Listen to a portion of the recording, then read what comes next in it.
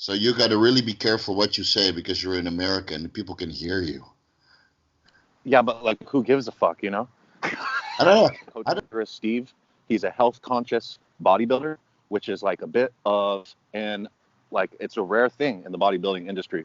And that's why I wanted to uh, talk to him today and ask him about the mindset, about how did you become from Steve when you first started doing bodybuilding, and when you found out like what it takes to become a bodybuilder, because you're very, you're a real bodybuilder, and it takes a lot more than most people know in order to get there, and there's some health consequences to it.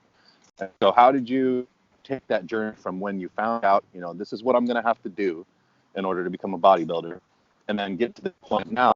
Well, so it's mostly been a progressive journey. I mean, when I started bodybuilding, I had no idea about, the differences in quality and product because, I did bodybuilding. And when I say bodybuilding, it was natural for 11 years. Yeah. So I didn't really take any hormones. I tried some ephedrine back then, which was ephedra, mohang and I think it was called Stackers at the time, Stackers 1 and 2. So if you want to say I was not natural, for those 11 years, I did trade some ephedrine. So before yeah, right. So when I started taking hormones, of course, you do a lot of research. I know about the side effects going into it. So I took a very low dose at 250 milligrams per week, which is now considered a hormone replacement dose.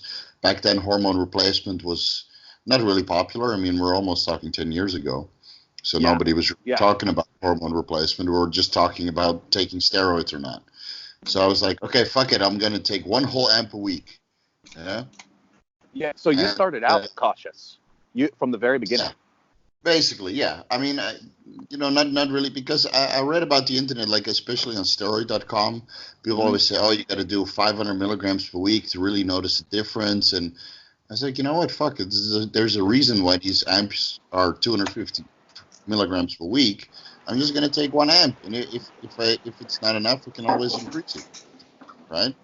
Yeah. So that's what I did. And, luckily for me, I had a pharmaceutical hookup right back then at the beginning. So I took Aburain from Iran, which is pharmaceutical grade.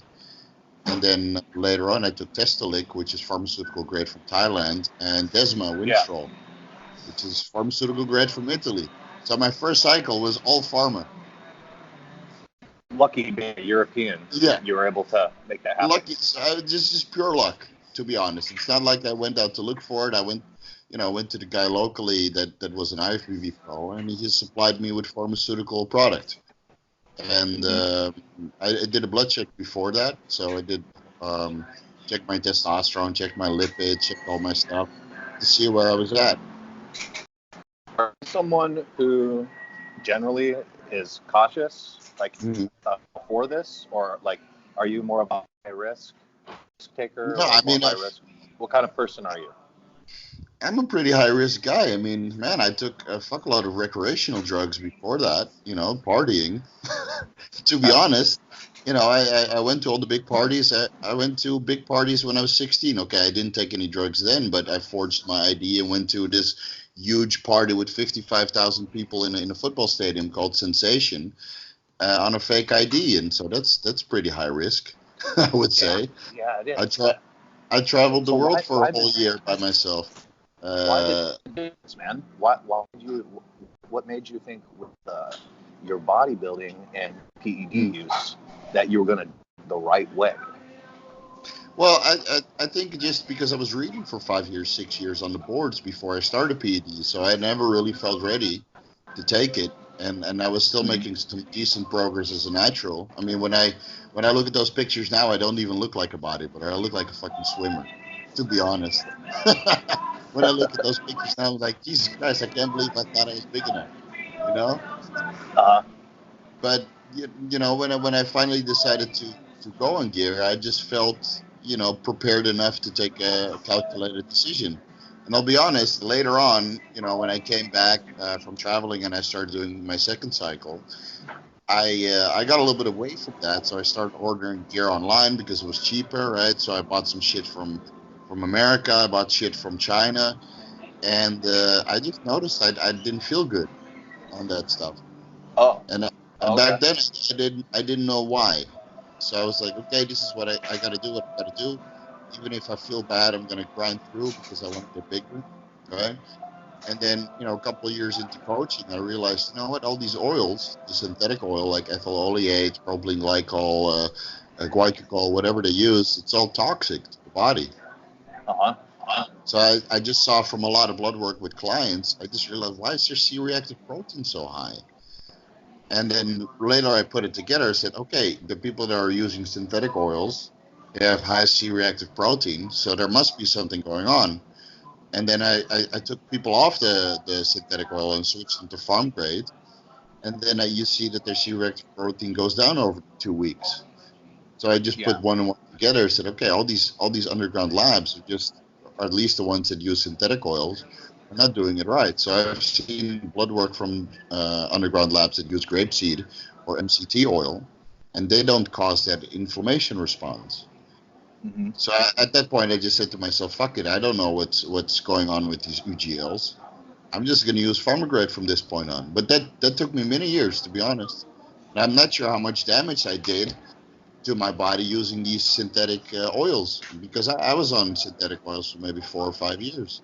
And sometimes you feel like Yeah. shit. You feel like test flu, but you feel test flu for 6 months, even though your test is not high. But that test flu is not from test; it's from the synthetic oil. So it's a progression. Putting one on one together and realizing, okay, I'm taking this and it's causing this effect in my body. And then, when you finally put that together, you can make a conscious decision that, fuck this, I don't want this in my body. So now You're I'm you're super very in concerned. you're very in tune with your body. I can tell that you Yeah, have like more so than the average person. You're aware of what you're feeling. right. So and luckily for me, since I was natural for that long, I do know the effects that food and training have on my body. And most guys don't have that. You know, Uh-huh. most guys they just jump on the gear within 2 or 3 years, and they never really figured out what food does for them and what training does for them, or some of the supplementation. Hmm. And I did blood work, every year prior to jumping on hormones, so I know what causes bad cholesterol by itself, and I know what you know affects it worse when you go on gear. Yeah. So So so nowadays I'm pretty conservative, and I realize that as I'm getting older, all this shit is just getting a worse and worse effect on my body because I'm not young anymore. mhm. So it's you got to just be careful. I when I think about myself, okay, now I'm 35, but I still want to bodybuild when I'm 50 or 60 maybe. So all the choices I'm making right now are going to affect me later on in life. It's the same with choosing a certain school, right? You go to school when you're, in your 20s, and then that's going to give you a career path. All right. So for me, Yeah. that I went the complete opposite direction. So I feel like I wasted so many years going to a certain school in a career path that I'm not doing right now. So I just want to make a right decision now that I can still enjoy my bodybuilding 15 years from now. Yeah. So you're being careful. You're not trying to get all of the gains right at one moment. No. I from hearing you, I can tell that this is something. It's a lifestyle that you want. It sounds like actually probably a part of the reason why you're a health conscious bodybuilder the way that you are is because this is not just something where you're trying to win a competition or win a trophy. This is something you enjoy. This is something you really like to do. And so it sounds like you're making the steps, taking the steps to make sure that you're able to do this hobby for a long time. I think that's also a reason because I'm doing bodybuilding strictly for me. I'm not competing, and I have no aspirations to compete, even though everybody tells me I should compete. I think when you start competing, you compete for a trophy, and then you start taking unnecessary risks to get that trophy or prize money, which is going to be detrimental to your health because other people's don't really give a fuck, so they're going to juice their way, all the way to first place, and then you might have to do the same thing, even Mm-hmm. if you have average genetics. There's always going to be a guy with better genetics, better response to drugs, who doesn't get that health decline that you will have in order to get that first place. So Yeah. that it to me it never really made sense to compete, to be honest. And even though I'm coaching plenty of people to compete, You know, when I see their blood work, and I always tell them, so like, guys, your gamma GT is 300 after the competition, and your bilirubin is 2.5. I mean, is it really worth it? Mm-hmm. Right? And a 2.5 is about double out of range. Gamma GT shouldn't be higher than 30. So when it's 300, it's 10 times out of range. Yeah. So To me, it's not worth it. yeah. So guys, Vigorous Steve, Coach Steve here. He's on Instagram at Vigorous Steve. So you can go check out his Instagram and see his pictures, what he looks like as a bodybuilder. So Steve is bigger. He's as big as you're ever going to need to be. Okay. When I he's think so. on cycle and he's doing his thing. So Right. for a lot of guys, they're wanting to get like that. They're wanting to achieve, the size along with the definition, the look that you do, which I understand that when you achieve that look, there's some finishing touches, which may be like some cosmetic performance enhancers Yeah. that are on there. But what like other than that, just doing that for pictures for a week or something, what do you Mhm. think is the most in order to achieve size like that and that kind of physique? How can guys do that the most safely? What's like the kind of cycle they need to do, along with the training and diet? Yeah. So let's tackle this in this way. I mean, I wish I had a guide to follow when I was coming up 10 years ago, 8 years ago, following advice, because we only had the bodybuilding forums and we had no idea what people look like. So they would spew off all this advice, and then later, like 3 years later, you see their picture and you're like, what the fuck, man? This guy looks like nothing. And I Yeah. followed that advice. So you can go to my Instagram if you like what I look like. Yeah, you can follow my advice. And if you think I'm a tiny fat piece of shit, don't follow my advice. That's totally fine. I don't care. I don't need the validation. Right? So some people think, don't listen to this guy because he's small and he doesn't know. Cool. If you think I'm big and lean and you like the way I train, then you can maybe learn something from me to get the same advice. So if I could coach myself, go back in time and say, hey Steve, when you start hormones, just stick to the ones that your body produces. Stick to test, GH, insulin, and you use a little bit of aromasin to control your estrogen, or even maybe dinyl methane, a natural supplement that is found in broccoli, which, for most people on a hormone replacement, that's enough to control their estrogen. So, you got 4 or 5 compounds that your body produces naturally, like DHEA or pregnenolone, for example, which I really like to use on a hormone replacement or cruise. And then when you Mm-hmm. go on cycle, you just increase the test, the GH, and the insulin. That's it. So And you're make sure it's talking pharmaceutical. bioidentical hormones then. Right, right, exactly. So I So would, you're able to achieve the size and the definition that you generally have just using the bioidentical well, hormones. yeah. So for the last 2 years, I haven't really used anything else. Maybe a little bit of Winstrol and a little bit of Anavar here and there, but I've Mm-hmm. only used bioidentical hormones, and I've improved my physique.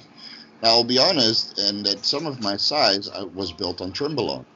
So I'm not sure how far I would have gotten with just those 3 compounds. But like I said, giving the health scares that I've had, like elevated creatinine levels, which have come down, elevated liver enzymes, which have come down, elevated CRP levels, gamma GT levels, through experimentation to see what works and what doesn't. I wish I could have gone back in time and said, Steve, you don't need all that shit. Just take the test, GH, and maybe a little bit of insulin when you get bigger, and that's enough.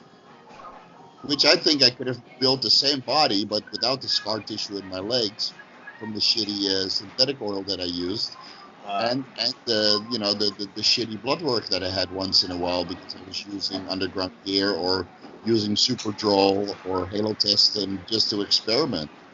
Mm-hmm. Because when you read the message boards, it all sounds so appealing. Oh, you got Superdrol, and you can buy it here online, and it's not because it's a pro hormone, right? So it wasn't illegal back then. Yeah. Buy it here, and it has all these effects. Oh yeah, and it increases the liver enzymes a little bit. Not Yeah. true, man. My gamma GT was 150. Okay. So more than triple normal, right? more than 5 times normal what it should be. And Okay. Halo testing up to 300, and it's, oh yeah, just after Halo you just need to detox for 2 weeks. Motherfucker, my gamma GT is 300 and my bilirubin is 2.5. How can they be healthy? Yeah, yeah. Right? So on the internet they downplay that shit, which is, I don't think that's warranted. People don't talk about the side effects enough. And let's be honest, a lot of people that take it, they take it for 5 6 years. Their phase of competition in bodybuilding is over, and then 20 years later, they might have some health complications. But you don't hear about it because they're so far out of bodybuilding, they don't have a voice in bodybuilding anymore. So And do you know that because you've been in the industry, you've been working in the industry for quite a while now, right, and so is that how right. So you're aware of that? Because most people so aren't. so what I see is the people that took steroids when I was coming up in the first 5 years of bodybuilding, that took steroids at that period, Hmm. the majority of them are not in bodybuilding anymore. And when I see them, they just look like unhealthy, skinny, fat guys. Hmm. And I'm not sure what their lifestyle is right now, or if that's a health complication from the shit they did when they were younger. But most of them are not in bodybuilding. All the kids that I knew that took D-bol and orals when I was 16, and I knew plenty, they're not in bodybuilding anymore. They just look like the dough balls, like the Michelin Man. They have a little bit of stretched out skin and a little bit of, Yeah. deflated muscle. They just look like big fat kids. So that's the fruits of trying to make make everything go real fast, is Right. very fast up and very fast down. And that's, the stupid decisions that people make in their 20s, or their teens. So Hmm. that's when you see them now, that look like nothing. I only know one or two people that started taking steroids when they were 16 and actually went somewhere. But a lot of the people, back then we didn't have SARMs or pro hormones. So now I think a lot of the kids that take SARMs or pro hormones when they're in their teens, by the time they're 30, they're not going to be anywhere. They'll just have a storyline. I used to be big. Yeah, yeah. Which we've I all don't want to heard be people that say guy, that. man. Yeah, No, I don't man. want to be that I guy. mean, I want to be 100 kgs when I'm 52. I'm 35 now. I'm usually 105, 102 kilos, which is what, 220, 230 pounds, which is yeah, big enough. It's big enough for normal life. Okay, I'm not a freak. I'm not 280, 300 pounds, which I don't think I want to be in Thailand when it's 37 degrees. yeah. Um, so I just try to maintain a size that I think I can maintain for 30 years in bodybuilding. And maybe when I'm 50, I need to slim down a little bit because I can't recover from the workouts anymore. So it pays off to be smaller. Yeah. Well, I want to ask you one final question, Steve, and Sure. that is, what kind of advice would you give to somebody like yourself, or somebody that is coming up and they're kind of they don't know, like, if they should be taking a very health conscious approach, or if they're Hmm. just going to say, I'm going to do whatever it takes to, like a Rich Piana type style. Uh, I think you already answered your own question there. Where's Rich Piana now? okay. Yeah. Yeah. No offense, but I mean, he did whatever it takes, and so did Dallas McCarver and a lot of other pro bodybuilders. They were do or die, and they died. So yeah, if you want to have a nice legacy of a couple pro wins, or maybe that people told you were big before you died, okay, that's cool. That's your legacy. But I'd rather be there, with my kids playing injury free when I'm 50 or 60 years old. Um, Yeah. so, so Do you believe that that's possible? Yeah, to be yeah, absolutely, 60 years because old? I follow guys on Instagram and I talk to guys that are in their 50s or 60s that have been doing this for a long time. And they say the same thing. I just conservative, they might have done a few shows. They realized there was nothing in there to win, and they just go on hormone replacement and maybe run a little bit of cycle, and they don't go over a gram of gear, and that's it. Okay, I'm talking about when they're 50, they're not going over a gram. Yeah. Um, but they might have gone over 2 grams, 2.5 grams when they were 30, just to try to gain some size. So my advice would be stick to the basics, test GH and insulin, learn there is as much as you can about each of these products, especially insulin, because people do make wrong decisions with that. You take too much, you not let it go, etc. And spend all your money on health supplements. You know, And here, you have a very expensive regimen. citrus Health bergamot. supplements. You know, make sure your lipids stay in range. That Vitamin grapefruit D3. extract. Yeah, vitamin. Oh, Yeah, good. yep. D3 for overall health. Calcium deglucarate for detoxification. Man, I got here taurine. I think Taurine has health you've been benefits on too. CNS iHerb.com. support. You've been shopping on Oh iHerb.com, man, haven't you? I spend more money on supplements than I do on steroids, especially given the situation I'm in where people want to give you steroids Yeah. for free. You know how it is. Well, that is really inspirational, man. Thank you for sharing that today. I really think that everybody can benefit from hearing what you have to say, and you're a voice that is the opposite from what a lot of people are saying, which is promoting this. Do whatever it takes. You got to go. If you got to go all in, you're promoting a more moderate lifestyle that is still getting these same results, but just not going about it stupidly. Yeah. And that's something that I respect, and I want to see more people Thank you. doing. Thank you. So what I think the main difference between me and those guys that are go all in is that okay, right now they're going to be way bigger than I am, right? Way more impressive, better shows. But let's see what we both look like when we're 50. I think that's going to be the real test.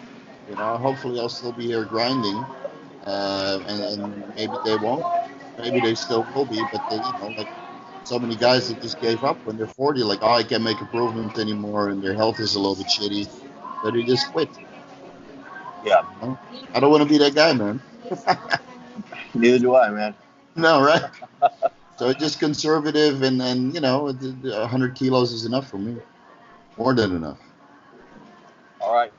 Well, you Yeah. guys check out Vigorous Steve at Vigorous Steve on Instagram, and his link is going to be in the description of this video so that you can check him out. And thanks again, Steve, for Thank you. chiming in today and doing the call. Talk to you soon, Dan. All See right, you buddy. soon. Take care. Ciao.